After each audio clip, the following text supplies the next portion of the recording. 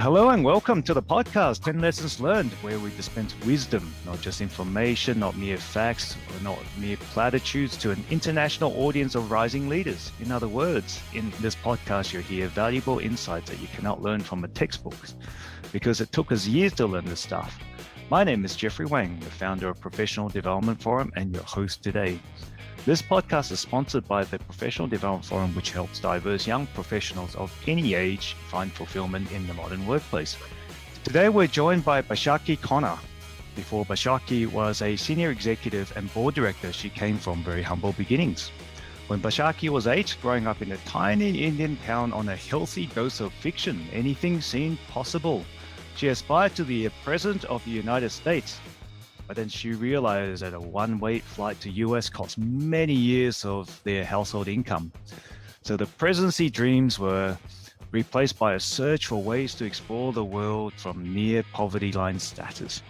From a tiny town, she has gone on to carve an impressive international career spanning 4 continents. She is now in senior management for one of Australia's largest retailers, and she joined her first board of directors last year. She volunteers, she mentors, she writes, she speaks. She makes time to learn new things, currently flexing her muscles into powerlifting. Baishakhi lives in a tri-cultural, tri-religious family with her Australian Catholic husband and Afghan Muslim foster daughter.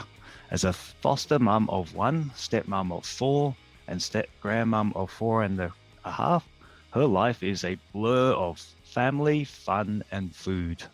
What a life, Baishakhi. Needless to say that you're not someone that fits anywhere neatly into a box. Yes, that I don't. Yeah, definitely. We're very, very different from how I grew up. And yes, therefore, not quite any one box that can define me, I guess. Absolutely. So, I sense that you've got a fascinating story, which I'm sure we'll unpack through the 10 lessons that you've got to share with us. So let's jump straight into it then. Lesson number 1, you said that it all starts with belief. Yeah, like you were saying in my introduction, I come from a very, very small town in India. In fact, like even now on Google Maps, you can't quite see the exact name of where I come from.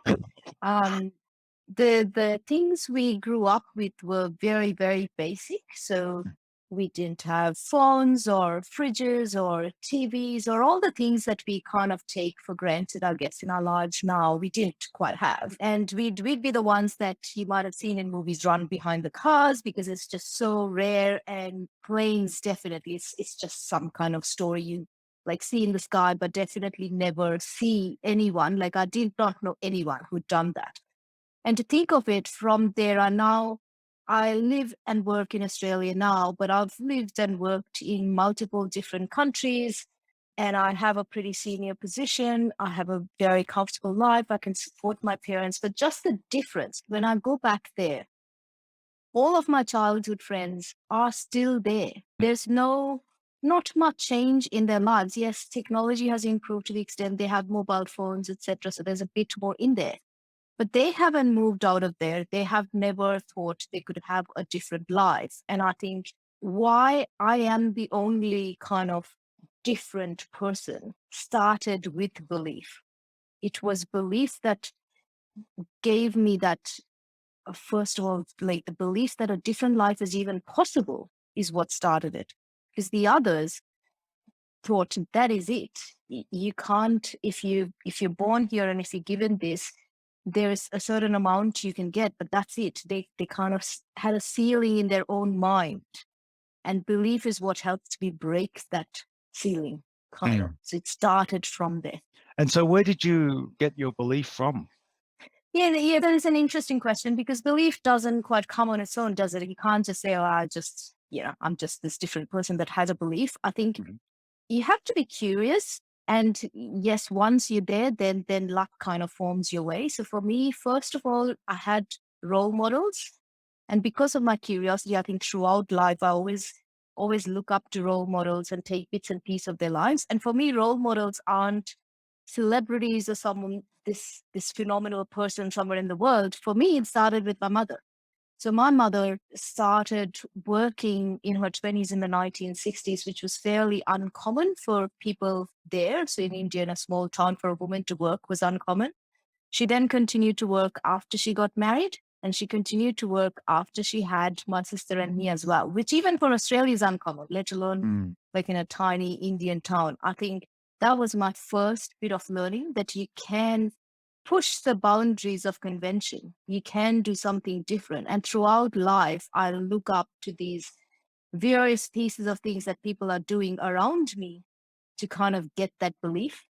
And then my parents sent me to a very kind of, for us, a very posh, expensive school. In fact, at one stage, they were spending 60% of our household income just on my education because I wanted to do something. So they sent me to this big city, to a boarding school.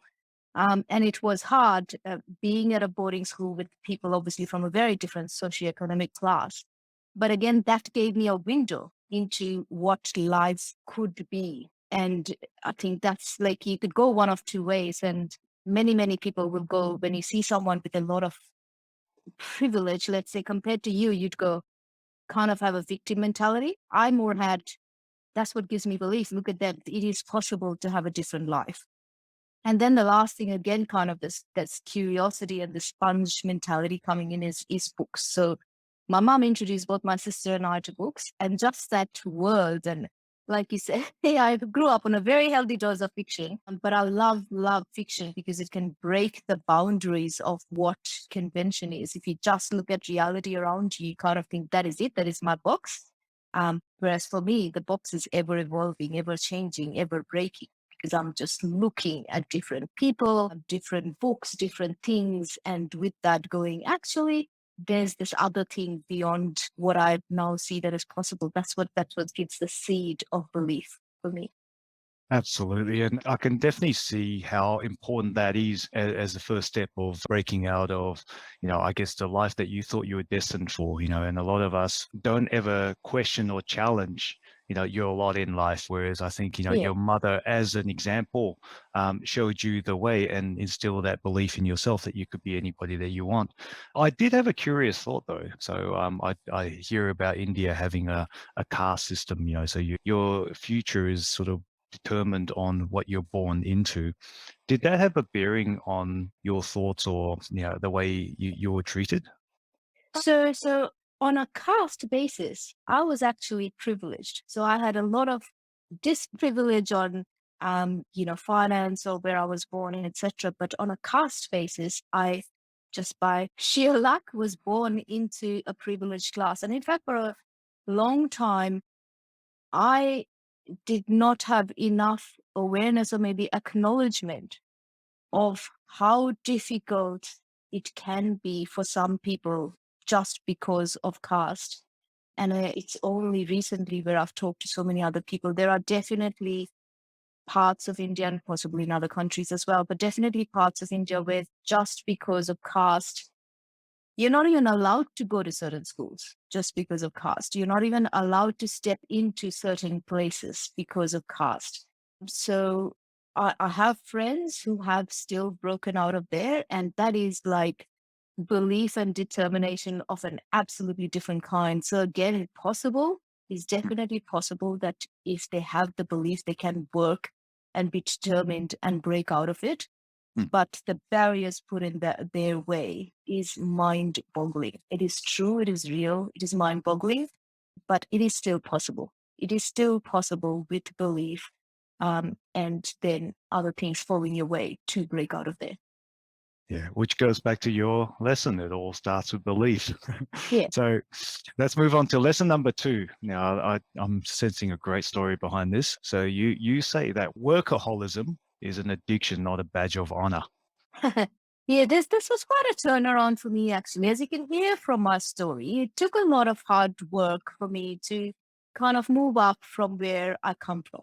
And I associated, therefore, a lot of value to hard work and took that as what should be done. And it is a badge of honor. And hard work gave me the success I wanted as well. So whether it was through school and being at the top of the class and then working really hard at work, working in different countries, etc. But it was even at work, it was a badge of honor for me to say, I am busy, I am working hard, I am working long hours. So investment banking, when I did investment banking in Hong Kong, I would work 120 hours a week.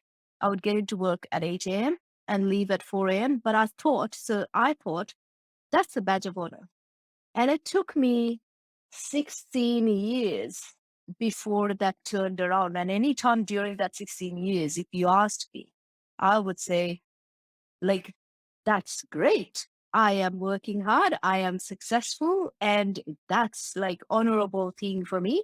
And that's it. And it took me so long to go and get into my own mind. Okay, that is actually not a badge of honor. It is an addiction. It is an addiction that I need to get out of. And it took me, unfortunately, like a tragedy in my own life to break out of that.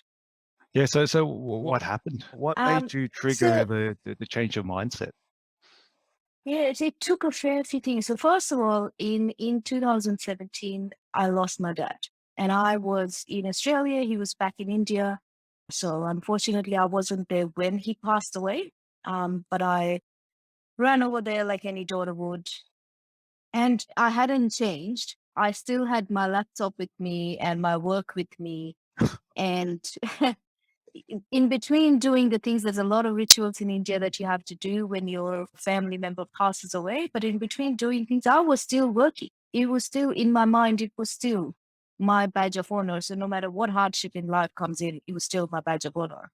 And I remember at his wake, when people are literally in the house, there's like maybe 100 people through the house, there's a priest, there's things happening, and someone's texting me or calling me from Australia about work. I don't even remember what work that was, which shows you how unimportant it actually is. But I was typing away and doing something in between there. And if people questioned it, and I don't even think people questioned it that much because it's a culture where hard work is just celebrated. And I just kept going. What changed actually was when I came back. So I spent 2 weeks there doing all the rituals and whatever. When I came back, I had just gone through a trauma and I had got like dad's news on my phone as a text. And I had this almost panic when I heard the phone. Like I would think something's happened to mom because she was the only parent left now. So I kind of went through a mental trauma. And that obviously caused me to just have to pull back on work a little bit because work texts were making me panic, thinking it's mom or something's happened. But all of that combined, and it sounds hard, but it's a blessing in disguise. It kind of was leading to an almost burnout where I decided I just need time off. I need to spend time with mom. I don't know how long she'll be around. Thankfully, she's good. She's still around. She's really good. But at that time, Mm. in the month or two following dad's death, I thought, oh, I just need time with mom. And because of that, so it was kind of unrelated to work, but because of that, I actually just quit work without anything else to do. So I did not have another job lined up. And I talked to my work where I was doing quite well. And I said, I'm sorry, I just need the time off. And I don't even want a sabbatical because knowing me, I'd know that I'd still try and do some hard work through the sabbatical. So I literally quit work. And then in the months following that was the first ever time in my life that I had nothing. I had no structure. I had no school. I had no studies. I had no work. I had no emails. I had nothing. And it was that emptiness which then gave me the realization that what I had was an addiction. It's not a badge of honor. So unfortunately, it wasn't even quite dad's death. It was things that followed and the sheer emptiness that came after that brought me to that realization. I think many other people say they come to it through meditation, which is similar. You kind of empty your mind of everything. And I had never done that. So I came to it almost forced by life circumstances.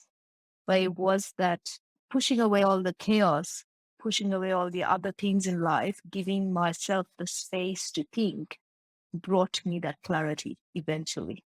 So if I could just poke a little bit further on that addiction element, right? It's almost like you're using work as validation or using work as a distraction to the emptiness. Yes.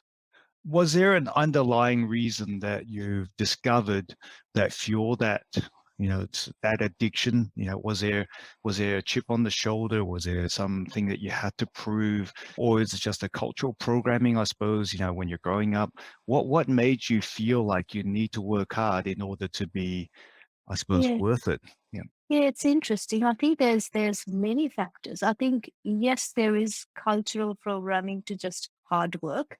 There's cultural programming to, you must do as your boss says, and you must value the fact that you even have work, because culturally many of my family, would be insecure in their jobs, they would just do. But definitely many other things. Like it would have been just in me that I felt I associate an identity with my works. If you ask me who I am, instead of telling you everything else in my life that I tell you now, I'd say, oh, I am the senior manager in this great company. That's what I associate my identity with. And that's actually one of the things that also now I have almost a list of things that I do so I don't fall back into addiction. And I think it's true for any addiction. Anyone who has been an addict to anything will know you are prone to that always. It kind of there's an underlying pattern, and I kind of do a few things now myself to make sure I don't fall back into that level ever again. So the first thing is my lesson, like to acknowledge that it is a problem. It's not a badge of honor. And then I use the language and sentences quite deliberately. I'll say, like, if I say I want to work till 5 p.m., if I leave at 5:30 or 6, I call it a late night. Mm. Whereas in my workaholic days, I would say, oh, 6 p.m., it's like a day off almost, because I used to work so late. So it's not that I would never have a 9 p.m. It is rare, but I'd have it because there's some deadline or something coming up. But I would, in my mind, call it's a very late night, which means you don't do it every day. And I make sure that the company I work in or the boss I work with does not encourage my addiction, and that cultural thing of, I don't want a culture where just being seen to work or doing the hours is considered the good thing. I think that definitely was there, both because of my Indian culture and because of the culture of the types of work I did, like investment banking. It's considered that long hours is good. So I'm careful of doing that now. And I am doing more to have identities beyond work. And that is really important. But I try to do many, many, many things outside of work now. So I can say I am a writer, I am a volunteer, I'm this not-for-profit board member, I am a powerlifter. And I There's must lots of say other things I can that say. the profile that you shared with me, it was one of the more interesting bios I've read, because it referred to your powerlifting, it referred to volunteering, referred to a busy blur of family, fun, and food. And I think that is a much more exciting and authentic way for your identity than potentially, the role that you play at work. So that definitely is something that a piece of wisdom that I believe a lot of people should adopt, and ideally Yeah. earlier in life, so that you don't miss out on life. So Yeah, thanks for that absolutely. lesson. Yeah, that's my hope, that people listen to this and try to do that from very early in their careers. And, just believe me, there are so many places where you will still thrive in your career. And actually, you will actually thrive in your career, not despite, it's actually because of your breadth of experience and the mental health and the stability you have because of doing all this. You will actually thrive in your career better. Actually, I would have done much better if I'd done so much earlier in my career and I had the social skills to come into a very different country, right? So I come from India, I now work in Western worlds. If I'd done all of this much earlier in my career, arguably I'd have more social Success. skills that I would bring into work. Indeed, and you'll be a much more well-rounded individual. Yeah. Yeah. Let's move on to lesson number 3. This is definitely not a lesson that sounds like it would come from an Asian person. You say shit happens, but it isn't the end of the world. I'd like to know the story about this one. Definitely. I think Asian Indian, yeah, we are like such an honor bound culture. When shit happens, it is the end of the world for definitely my family would feel that way. But This comes from the time, and this is definitely from the time when my identity was absolutely tied in with work.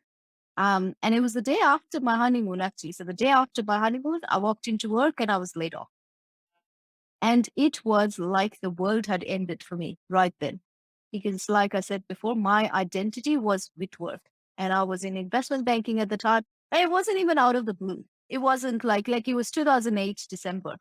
And if anyone remembers, there was a peak of the financial crisis. I was in London. I saw Lehman Brothers fall down. I knew people in my own company were being laid off. In fact, someone called me even during my honeymoon. My best friend called me to say, "Oh, everyone else in your team has been laid off."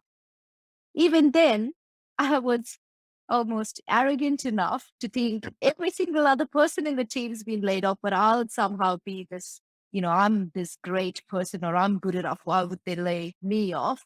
But anyway, I was laid off. And it wasn't an easy ride right after as well. So it was my honeymoon. So I just married an Australian and I moved to Australia. And it took me another full year to find my first job. So that whole year wasn't great. So it didn't quite come to me in the minute that that is not the end of the world. I definitely felt like, oh my God, it is absolutely what have I got myself into and how could this happen to me? I've done all this hard work. So I definitely felt like that's it, that's the end. But now in hindsight and with clarity, I can look back and see the good out of it. And that's what brought me to this lesson. And I now say this to so many other people who go through these tough periods in their life that you can, like, even though it is definitely not going to be easy in the moment, and it may not even be easy right after for some time, life kind of has a way of healing itself. So for me, that's what gave me the opportunity to move to Australia quicker. I was working in Hong Kong. I'd married an Australian, and that's what gave me the opportunity to move quicker. I wouldn't have done it otherwise. That gave me a little bit of financial benefit from a redundancy, etc. So it did back me up. And it gave me again an opportunity to move out of. So while I still remained a workaholic for a while, but at least I moved out of investment banking. So I just gotten married. I was doing 120-hour weeks. I don't know how my marriage would have been if I did continue that and in a different country. But it did give me a great start to my married life. And then after a year, and once I got my first job in Australia, and then afterwards, I went from strength to strength to strength. And now, kind of like, what is it, 14 years later, it is such a distant memory. It is just a story in my life. It's this thing I tell people of when I was in London and Lehman Brothers collapsed. I saw these people walking. Like, it's just a story to tell. It's nothing else. So I think that there's these kind of external things that happen in life where we attach so much meaning to, whether we lose an important game, don't get a deal, get laid off, don't get the job we want. These seem hurtful and these seem kind of things that put you down in the moment. And it seems like, oh my God, that is such a shit moment. That is it. My world's falling down. But promise you, it is not the end of the world. Life will heal itself and you will find better and better and better things in life. And every single person you know will have a blip in their life, one way or the other. Exactly. And we spoke about it before as well. It's about how your work was your identity. And I think it gave you a chance to broaden who Yeah. you were as a person. So that's definitely a very good, valuable lesson. Yeah, I think another guest previously said that you will survive. And I think there's some truth to that. And not only that you will survive, you will, get back up again and you will be able to find meaning again. And you will thrive. So that's a very positive lesson we like to leave with our listeners. Lesson number 4, learn the old way, then find your own way. Yes, this is probably coming from someone who can't fit into a box. When I first came to Melbourne, which is after just when I got laid off, right? So it wasn't even the best mental kind of space. But when I just came to Melbourne, I did not have any professional network here. I came here because I'd fallen in love with an Australian. he and his family were the only people I knew. And none of them were remotely related to the work I was doing, which was investment banking at the time. And eventually I went into consulting, but that's not what they were doing. So I had zero network and I applied online like people do. I had very little kind of even callbacks from it. And then I reached out to my alumni network, which is an alumni network from India, by the way, but just in the hope that someone from there would be in Australia. And definitely the one or two people I met said, "Oh, you have to network." And I was quite flummoxed. So just to give you some context, as an Indian who's gone into good Indian colleges, you never have to look for work. So I don't know if people know this. India has this concept called placements, which is if you're in one of the elite kind of institutions in India, there's a week or two or a month where companies come there to recruit you. Because for a company, it's like a captive talent pool, right? And they've proven themselves through great entrance exams or whatever. So all I had to do my entire life was get through these entrance exams, do well in school, the university I was at, and that's it. Companies come there. So in the first day of the placements, whether it was my in undergrad or post grad, I just got jobs. I had never looked for a job. Then people tell me, "Oh, you have to network." And I found that concept just so foreign to me. And it was foreign. So there's these business breakfasts, and then people are milling around, and then they're doing small talk. I don't understand half of the culture. Like if they talk about a TV show that I haven't grown up with, I've got no clue. Or they talk about like some place in Melbourne, have you run around the 10, which is this place in Melbourne that everyone runs because just it's a nice running track. I didn't know that. So I couldn't get these cultural references. I was awkward. I couldn't talk to these 20 people that I didn't know. I found it so foreign. And that's probably why, or that's at least one of the reasons why it took me a year to find my first job. And actually, it took me longer, but I did get to my way of networking. Like the idea is you just have to know people, right? And coming from India, I'll tell you, we are curious about people. We are just, we are in each other's business and each other's lives like nothing else. And all the neighborhood aunties, etc., they know everything that goes on in your life. So I found my own way. So instead of going to these business breakfasts or networking events, let's say, which I found was very, very awkward for me, I just figured out ways to do one-on-one coffee catch-ups. And I love conversation. I'm curious about the person. And I've built so many genuine friendships and genuine relationships because of that, who I can now fall back on. So I no longer go to these big kind of like people tell me, "Oh, what about this event that, let's say, Salesforce is doing, or this event that some other consulting company is doing, and 1,000 people will come there and you'll meet so many people." I'm like, it's a waste of time for me personally because I am not that kind. I'd rather find my one or two or three or four people and build those four genuine relationships than hand my card out at a place with a 50 or 100 or 1,000 people, because that's not my way. So I still have to network. So I did learn the known or the old way, but then I found my own way, leaning into my own cultural strength and my own personal strength, my own way to do it. And I do it in everything. I kind of go, what is expected, but what is my way of doing it? So I am comfortable doing it.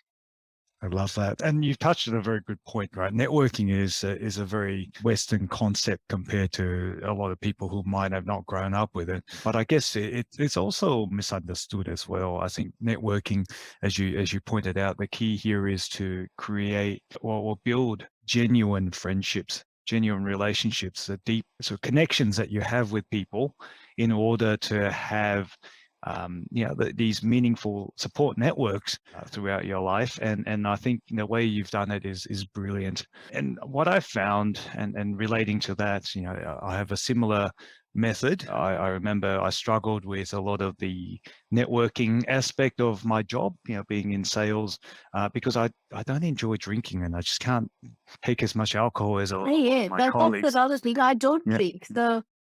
It's not quite an Indian thing, but it's definitely my subculture that we don't drink. Mm. And again, that was definitely difficult in the starting years where everyone just goes, "Oh, just have one or just have this," and it's kind of hard, and it's in a loud pub where you can't even hear each other. Yeah, I found that difficulty.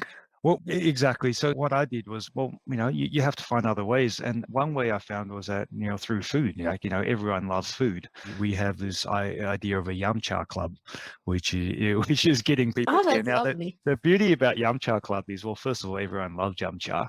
Secondly, you can't have yum cha in a small group. You kind of have to have it big Yeah. enough for it to be a really decent yum cha. So it was a really cool way, really friendly way of just getting to know all these people. And, that's how I learned a lot of the tricks of the trade in my industry. So, love that idea, learn the old way and then find your own way. And I think, given our cultural context, that's incredibly important that we have to find something that works for us, but also at the same time that we can stay authentic to, so that we can build these genuine friendships. So lesson number 5, chase your dreams, but don't become captive to them. What do you mean by that? That actually took me a hard knock in life to get through. So I've always chased dreams, right? Like I said, for me, it started with belief and I chased that belief with hard work. I had the steely determination, worked hard, got there. And that's how my life was. You believe in something, you have that dream, chase it down with hard work and you get it. And that was almost my formula in life until it didn't work. So I did that for a good 30 years. It worked perfectly. Whatever I decided, whether it was what school would I go to, what postgrad or whatever country, it worked. And then in my 30s, for something seemingly quite normal to have a child, actually just didn't work. And initially for me, I tried my old formula. So it was a matter of working hard. So it was a matter of researching what's needed and going through the grill of it, whether it's rounds and rounds and rounds of IVF. I probably did 10 rounds of IVF. I went at it for 10 years and I did so many rounds of IVF and everything else, whether it's acupuncture or Chinese medicine or meditation, different kinds of food you should eat, shouldn't eat, different kinds of containers you should use or not use because apparently plastic. Anyway, I did so much research and so much hard work and I went at it for 10 years. And my husband and we actually landed in couples therapy in the middle of it because it was just that hard. It was straining our own relationship, but it just did work. But through those 10 years in my head, it was still my dream. And hence, that's what I needed to do. That's how my brain worked. My dream is to become a mother. And all I need to do is keep working at it and I can't quit. That was what it was. And it took us having landed in couples therapy and watching my husband always be in tears and saying, he was fearing he would lose me as well as not have a baby. And it was kind of heartbreaking to go through those things. And it took me the full decade and maybe $100,000 later, where probably kind of pushed a bit by my husband at the start to say, okay, at least give myself a deadline to say, yeah, that is the end. We had just one other embryo left or something. And no, we wouldn't do more after that. So at least I gave myself a deadline. And as it would happen, I did actually fall pregnant in that second last bit. I did fall pregnant and then lost it again at 10 weeks. So it was probably 8 years in. So it was a terrible, terrifying time in my life.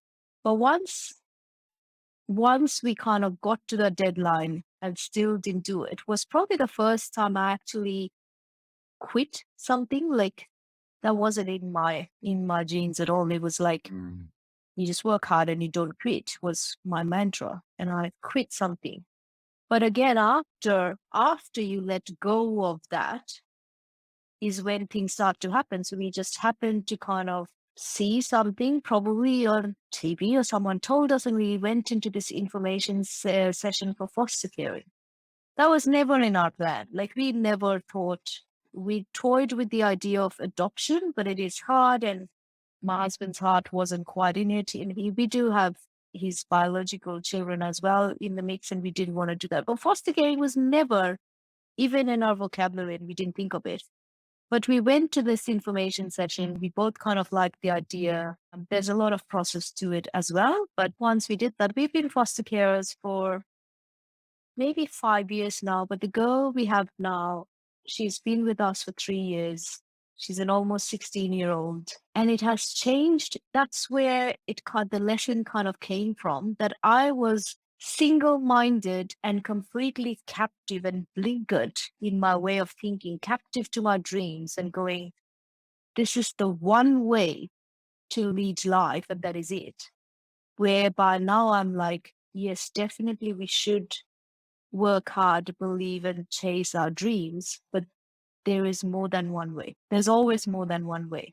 And quitting something for the right reason is actually a good thing. And killing yourself over something that is just your dream, but not reality, is a mindset given to us for just such wrong reasons. Like, I will be happy when I do this. I will be happy when I get that. It's such a futile and joyless way of living life. Absolutely. Now, I was expecting you to give up on when you talked about chasing dreams. I was thinking more something along the lines of career, but this definitely was something a lot more emotional and powerful. So that's certainly a lesson that I'm sure a lot of our listeners would appreciate you sharing. Now, let's take a quick break as we thank our affiliate partner, Audible. Audible is an amazing way to consume 10 lessons learned, books, and other podcasts, allowing you to build a library of knowledge all in one place. You can start your 30-day free trial by going to audible.com/10 lessons learned. With Audible, you can find your favorite lesson while at home or on the go. Once again, that's audibletrial.com/10 lessons learned, all lowercase, for a 30-day free trial. The link will be in the show notes below. We're talking to Senior Executive and Board Director Baishakhi Connor today. Lesson number 6, reframe your thinking and count your blessings. Yes, again, this is kind of like carrying on from the same time of my life, but now I apply it to so many other parts. Towards the start of my 10-year infertility journey, if someone stopped me, and people do this all the time, right? Or have you got kids? How many kids do you have? And my answer was no, not yet. Sometimes I'd go on to explain that my husband has kids, but mostly it was like no, I don't have kids. And looking back, and we do this in so many other parts of my life, in our lives, that when we are answering questions, we're obviously going like, that's our way of thinking, right? So our way of thinking is often related to what do I want, what do I still not have, etc. Whereas if you now ask me, and not much has changed since then, because like I said, unfortunately, by the end of the 10 years, I was unable to have a biological child. So in reality, not too much changed. But if you ask me now, hey, do you have kids? And this kind of happened by accident for a start, showing that my way of thinking genuinely had changed. But when faced with the same question, without missing a beat, I go, yep, I've got 4 stepkids and 1 foster kid still at home, and I've got 4 grandkids. And then we go into a conversation of, oh my God, you don't look like a grandmother. And give more kind of conversational elements. Rather than when I would answer, no, not yet, I was definitely thinking of, oh my God, I'm going through this IVF, and when is this happening next? That's what would go into my mind. Whereas now that I've genuinely reframed my thinking, I can see how much I actually have in life rather than focus on that one former dream that wasn't achieved. And now you can apply it in many, many other parts of life, right? So, do you have this job? And it's like, instead of saying, no, I don't have that dream job, why not just reframe to what you do have, or the volunteering that I do, the writing that I do, and everything else. So there's less of comparison in my life now. There's less of that. I will be happy when I get this in my life now as a result of that. I love the point that you just made, because it sounds to me like, yes, you reframed your thinking, but ultimately, I think it's more about discovering what truly matters to you in the first place. Where this idea of having children wasn't always necessarily a biological thing. For you, it was Yeah. around having this meaningful Yeah. relationship, this legacy. And it sounds like you found a profound sense of happiness because you already have these relationships. You have kids because for all intents and purposes, they are your Yeah, kids. they are my kids. Yeah, Yeah. absolutely, they are. And I think many other people will do this now through gratitude journals, and they're kind of the same concept, right? So if at the end of the day, and you might have had a really horrible day, Mm. but you're forced to think of what is the one thing or the three things that made you happy today, your brain does come up with things. It might be, oh, that coffee I had was lovely, or bumped into this person I had not seen for a long time. And eventually, once you do this for a long time, your actions will change. Like I found, and I did gratitude journaling for a good 2 years, and I found that eventually I would do things like, for example, because bumping into an old friend made me happy one day, that weekend I called someone in London I hadn't talked to for years. And my actions changed because of the way my thinking was changing. So definitely something like this, so whether you kind of do it yourself or use tools like the journals, and there's so many superb journals out there that gives you prompters for thinking every day. And you can find them on the internet as well. Or you can do it yourself. And I journal quite a lot myself. But try and focus on what is the little things that made you happy, and they add up and they change your life and they change your own action for the better. Absolutely. And this is not the first time we've heard this lesson at 10 Lessons Learned. Gratitude is the key to happiness by all counts. So thanks for sharing that. Lesson number 7, and I'm sure I'll get a good story out of here, because this is something that I'm personally very passionate about in the field of diversity. Lesson number 7 is embrace differences and learn from them. If you think back to where I come from, so in India, and I think a number of people know this, there's a number of different languages, like too many. I think there's thousands of languages, but even when you take the main kind of language families, there's, I think, 30 plus official languages in India. There's many religions, there's kind of many cultures and food, etc. And we grew up with that. So we had holidays for Christmas, for Diwali, for Eid, and for everything, and we just knew that. And I didn't think that much of it back then. In Australia, though, and you said it in my introduction, I am from a tricultural, tri-religious family. So I'm Indian, Hindu. My husband's Australian of Maltese background. He's Roman Catholic. And my daughter, my foster daughter, is of Afghan background and Muslim. So we are completely different backgrounds, completely different cultures, completely different religions. And we are getting better and better and better at diversity. It is strange that it is actually a multicultural nation, but there's some way to go for diversity. So in the sense, my daughter goes to a Catholic school and she is the only Muslim in her school.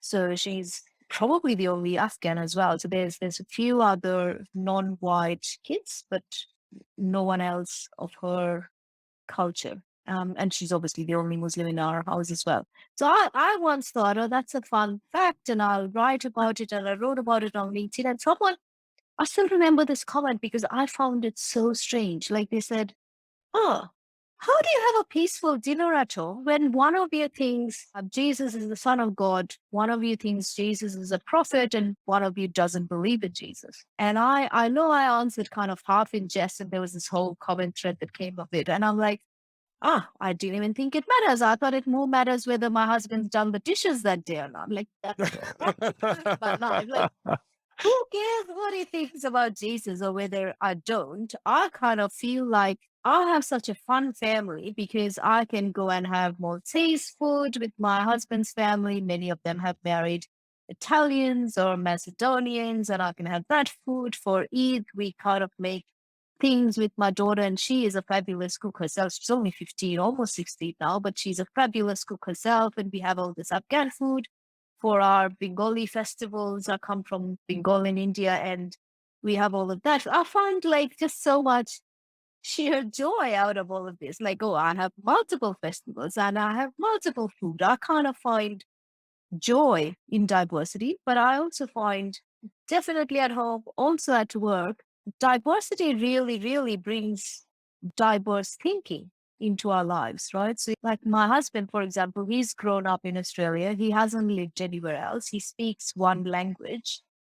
His life and his thinking has definitely changed a lot since he met me, and mine as well, since I met him, because we are so different. We point out things in each other's lives that we would just gloss over because that's just so normal. Whereas when someone else points it out, you realize, oh, actually, no, I am unique. I didn't realize that. And then with the addition of our daughter, it's even better. The same at work, right? And I find instead of finding these differences jarring, like instead of thinking, oh my God, I don't believe in Jesus and he thinks it's someone, Jesus, son of God, it's just more fun to kind of read the Bible, read the Quran, find the food, find the festivals, and actually find how different our thinking are and perhaps how silly some of our beliefs are or how cool something in someone else's belief is, and therefore become a better person myself because I can let go of some of the deep rooted traditions or beliefs that I subconsciously had that perhaps weren't the best. I can proactively take on something better from someone else's culture, become better person for it, definitely have better work output at work because there's multiple different people thinking that. So I am so much for embracing diversity and really, really letting people be, but learning from all of that. Agreed, agreed. And I think there is a fine line between being open-minded as what you described to some of the more cynical diversity practices today where literally we're intolerant towards people with different views.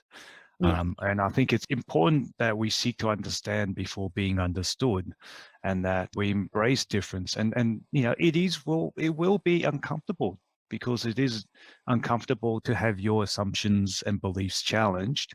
But at the same time, it takes a very open-minded individual to understand that you'll be richer for having Yeah. these different diverse perspectives. So thanks for sharing that. Yeah. Lesson number 8, bias is all around us. Recognize it, challenge it, break it. This is like took me almost my entire life till now to get to this. But because in my life I've kind of moved further and further and further away from where I was born into, I think I see this more and more. Like I'm more Mm, like it's just more visible to me. So I was obviously born as a girl child in a very small town in India. There was this whole sense of, and I was the second child, so my sister was already born by then, mm, and everyone was so sorry for my parents. People actually told me, like they don't even pull back or anything. They actually told me, "Oh my God, like your parents so sad they don't have a son." So it started then. But whether it was when they sent me to the best schools and my sister, and they said, oh my God, you're spending so much on your daughters. When I went away to work and then I went to another country for work, they thought, oh, that's like the end of the world. They're like sending their single daughter away and that's the end of the world. Up until like even to now, right? In Australia, I'm from a different culture. I look different. My name's a bit unpronounceable to some people. Definitely, like I said, it took me a year to find a job here. And one of the reasons was people blatantly said, but you don't have local experience. I changed my surname to my husband's surname, which is Connor from my very Indian one. And the number of callbacks I had immediately increased. So there's been lots and lots of different kinds of bias in my life. And one way people deal with it is to say, I am the victim and therefore cry about all the disprivileges you have. And you go, I'm a brown woman in a white country, or I'm speaking in a foreign language. I actually think in my own language. Even now, I'm thinking in my own language and translating to English all the time. And I could say these are all the underprivileged things I have, and kind of worry about it or moan about it. But there's no privilege that is absolute, right? So I am biased against, but also I am privileged in many other ways. So I am a woman, but I'm also a straight, cisgendered woman and have had no other issues or no other disprivileges in the gender area. I was the poor country bumpkin at my posh boarding school, but I did go to a posh boarding school, which Mm. is a privilege in itself. And I am whatever culturally and linguistically diverse in Australia. But like I said before, I was born into a privileged caste in India. So there is always some privilege in your own life. And again, I have talked about this before somewhere, I think I've written about it, and people say, oh, so you're calling me privileged? Do you know how hard I had to work for everything? And that's got nothing to do with it. It's just the acknowledgement that everyone has had some privilege in their life, and everyone has had some disprivilege in their life. And we are all, the way our brain works is to stereotype people. That's just how it works. If you see a little child on the road on their own, your brain works to say, that is not a safe situation. Let me check on what's happening. Yep. And sometimes those stereotypes are just based on these collective privilege or disprivilege. So when you see a person of a certain status, etc., you do all these respectful things. And when you see a person who's very, very different to you, your brain just collectively just disregards that. And that happens all the time. And it is important that we acknowledge it. It is important that we acknowledge that A, we are all privileged in some sense, and B, we definitely are biased about someone else in some way. Sometimes we are all, it just does not happen that we are all, none of us are unbiased. Two things I'm hearing from this lesson, right? One is that you need to increase the awareness of these biases because everything is inherently and it exists. But the second thing, and probably the more important thing I'm hearing, is that we should not adopt a victim mentality just because there are certain disprivileges in my life, and being aware of certain privileges in your life is also just as important. As you're alluding to before, the gratitude, is about focusing on those things will lead to that. And in fact, it's a very empowering thing to acknowledge that you do have certain privileges. Now, I'm like you, being linguistically diverse, being from a minority ethnic background, but I'm also from a privileged upbringing, from a family that has the financial capacity to choose the country that we want to live in. And, I've had a world-class education. And because of that, I've got the opportunities afforded to me that, otherwise I would not be able to have. And that is so important. But, and this is what I'm seeing in the world today, there is a whole lot of people out there preaching this victim mentality. How do you overcome that?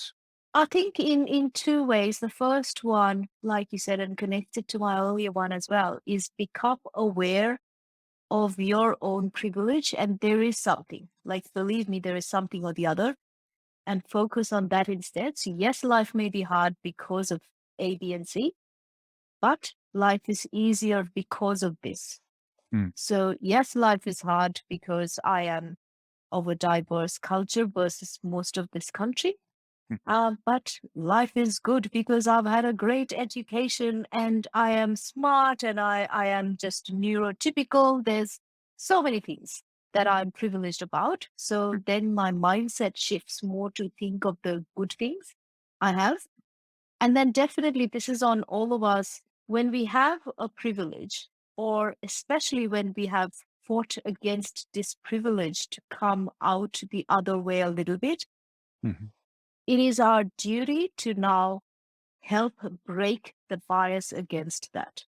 So if I have come from where I've come from whether it's the financial background or the place or the culture that I've come from, I now consider it my duty to mentor other Indians and other non-Australians that are new to Australia who would struggle with that local experience piece. It is now my duty to bring up awareness in my own organization that this talent pool is out there and we must bring them in.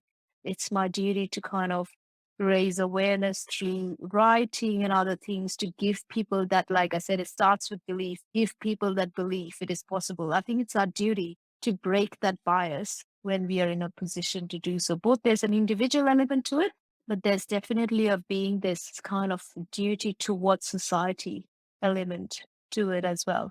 And that is exactly the reason why we're having this conversation today and sharing this Yeah, wisdom. yeah, So thank you absolutely. very much. So lesson number 9, and it sounds like you're a very strict parent and disciplining your kids, but maybe I've picked this wrong. But lesson number 9, you say, let the iron teach you. Now, as a child, I was smacked with a bamboo stick. But iron's a bit much, isn't it?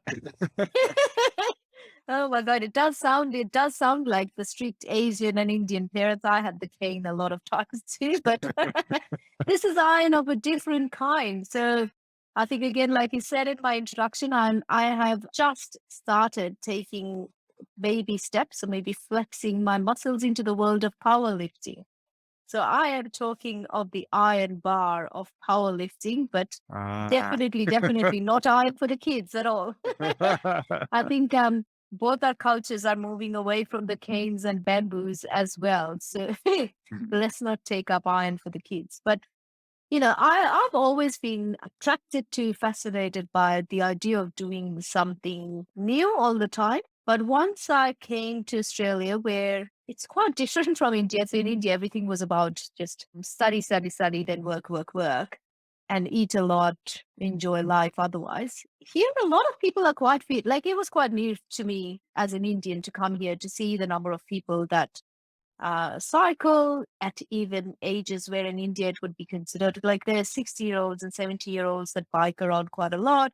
There's people who run, swim, etc. So I took up more and more fitness once I came to Australia, first of all. So I started running. I learned swimming in my 30s. But this year, it was kind of, it was triggered because my mum, it's a long story, I'll cut it short. My mum was diagnosed with rheumatoid arthritis around my age.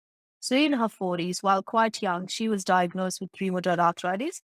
It had gotten quite bad, and in her 50s, she could barely move. And it had only changed once she found a doctor who told her actually movement and exercise is what would actually fix it. Whereas back in India, it was the other way around. And once she did visit me in Australia, she started doing resistance exercises a bit more. And that even improved her situation. So I've kind of come from that mindset and thinking I'll prevent that.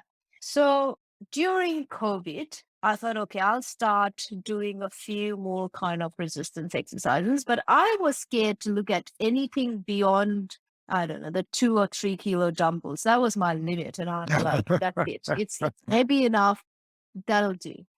But today, I think just yesterday, I was deadlifting 55 kilograms. Well And done. I've got a goal this year to get to 65. And this has taught me such a lot to get to a situation where when you have this heavy thing on your back and you have to either sit right down in a squat and push back up against it, or you have to really, really lift that up off the floor. That in itself teaches you so much. You have to be disciplined. It is not going to just magically go from 2 kilos to 50 or 60 just like that. You have to work at it. This is the first year that I have been consistently working out at least 3 times a week, if not more, because without that, it won't happen.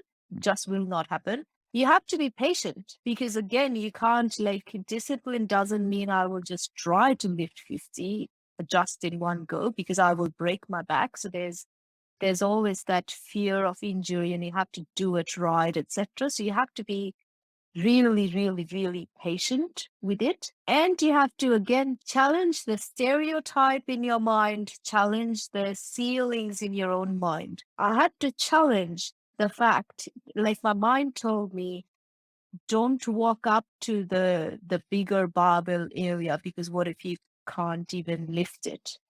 Or there's all these, big muscly tattooed gym bros around. Just the fact that, I have to pull up the bench to under the bar and then set it up. It was intimidating for me, and I had to fight against that intimidation to even step up to the bar. And I think now when I step up to the bar, I know I have challenged that stereotype of it's the woman and the Indian woman that I'm meant to be. Like, there is no way anyone back in my small town would say, you would run 10 kilometers. Like, why would you? And when I tell them, you could go from this place that they recognize to this other place, and they go, what? You run that much? Or what do you mean? You lift that much weight for nothing? Like, they would lift it obviously for practical reasons if they have to shop or something, but not otherwise. But the patience, the discipline, the humility, even that if you don't put in the work, there is no way that bar will go up.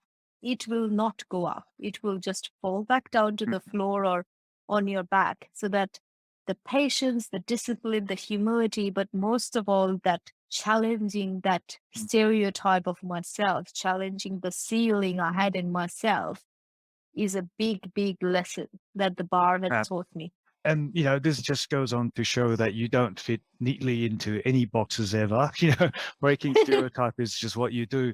But you make a really good point. What you learn through the process of exercising, the discipline, that these are important life lessons. These are the sort of things that I would strongly encourage my children to learn early in their life, as it will help them to overcome these limiting self-beliefs. So really, really valuable lesson. Lastly, lesson number 10.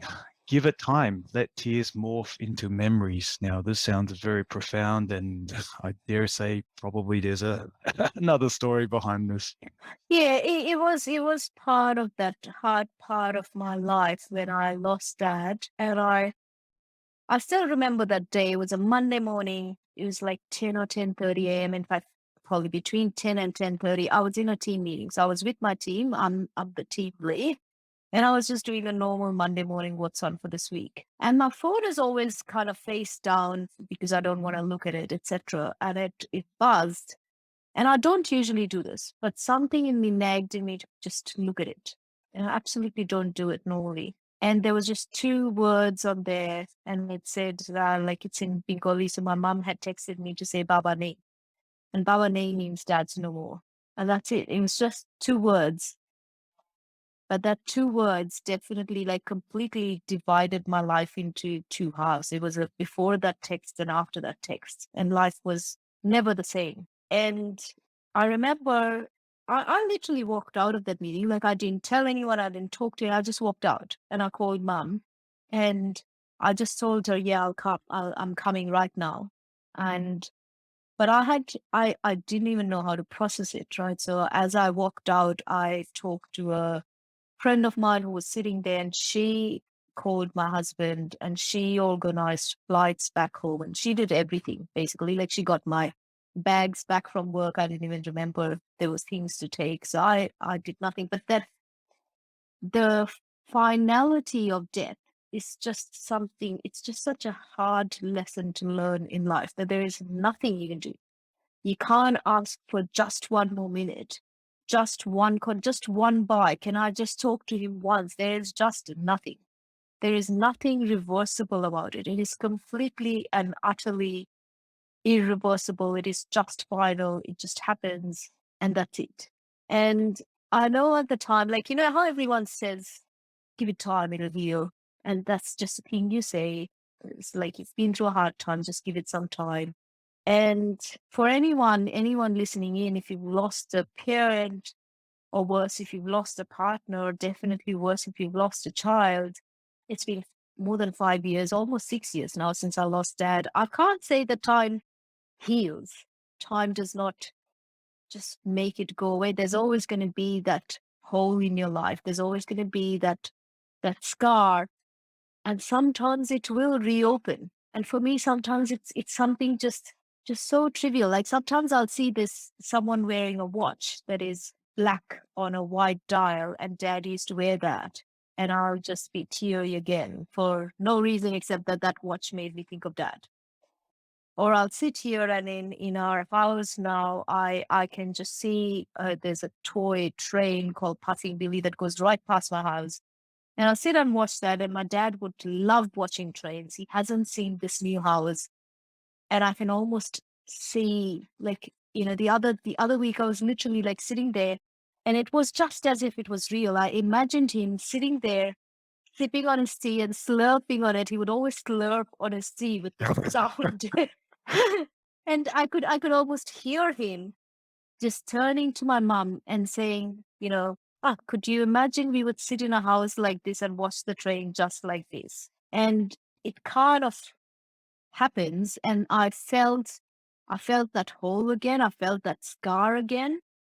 But it was such a beautiful moment. So it wasn't like the day off or the day after where I felt like a zombie and nothing worked. It almost felt beautiful. It was like all the memories of Ping wrapped me in this warm embrace. It wasn't the same as if he was just there, but it was still just beautiful. And I think there's always someone, if you're grieving the loss of a loved one, and even if you're grieving the loss, and I say this on behalf of all my friends in infertility, people don't understand. You do grieve the loss of a dream, grieve the loss of a child that could have been, or if you're grieving the loss of someone who has been, give it time, like everyone else says. It will not heal, but one day your tears will morph. They will morph into these beautiful memories that are just warm and fuzzy and beautiful. Wow. Thanks for sharing that very beautiful and powerful story. Thank you for that. It reminds me of another lesson that we've heard before, and that was, this too shall pass. It doesn't matter what it is, when you're doing well in your life, or when you're at a low point in your life, time will change everything. So thanks for that. Well, we'll finish on that note. You've been listening to the podcast 10 Lessons Learned, where we dispense wisdom for career, business, and life. Our guest today has been Baishakhi Connor, sharing the 10 lessons it took her a long time to learn. This episode is produced by Robert Hosry and sponsored by the Professional Development Forum. Don't forget to leave us a review or comment. You can even email us at podcast@10lessonslearned.com. That's podcast@10lessonslearned.com. Go ahead and hit that subscribe button so that you don't miss an episode of the only podcast that make the world a little wiser, lesson by lesson. Thanks for listening, and stay safe, everyone.